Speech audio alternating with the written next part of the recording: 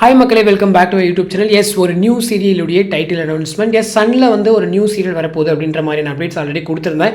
S, நம்மளுடைய Vijay TV Mouna Raagam சீரியலுடைய actor Salman. So இவர் வந்துட்டு சன் டிவியில் ஒரு கம்பேக் கொடுக்குறாரு. ஸோ ரொம்ப நாளுக்கு அப்புறம் மௌனராகம்க்கு அப்புறம் தமிழில் அவருடைய கம்பேக். ஸோ சன் டிவியில்.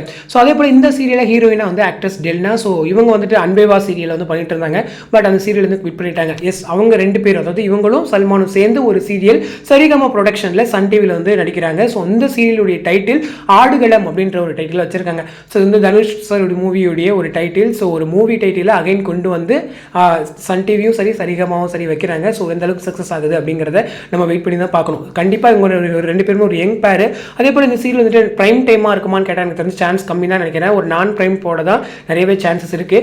அதே போல் இன்னொரு சீரியல் வந்துட்டு வருது, அந்த கல்யாண கலாட்டா அப்படின்னு சொல்லிட்டு.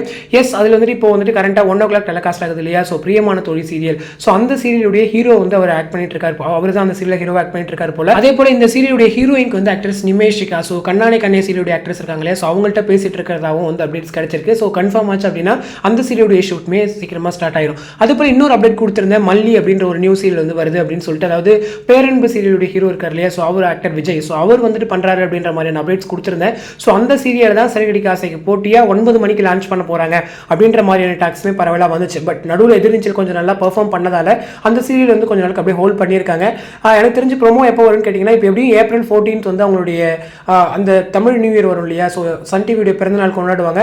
ஸோ அன்னைக்கு மேக்ஸிமம் ஒரு சீரியலுடைய லான்ச் ப்ரோமோ வரதுக்கு நிறையவே சான்சஸ் இருக்குது. ஸோ ஹை சான்சஸ் ஃபார் மல்லி சீரியல். ஸோ அது வந்து கண்டிப்பாக ஒரு பிரைம் டைம் சீரியலாக தான் இருக்கும். எனக்கு தெரிஞ்சு மேக்ஸிமம் அவங்க 9 o'clock ஸ்லாட் இல்லைனா 8:30 ஸ்லாட் கொடுக்கறதுக்கு நிறையவே சான்சஸ் இருக்குது. ஸோ வெயிட் பண்ணி தான் பார்க்கணும்.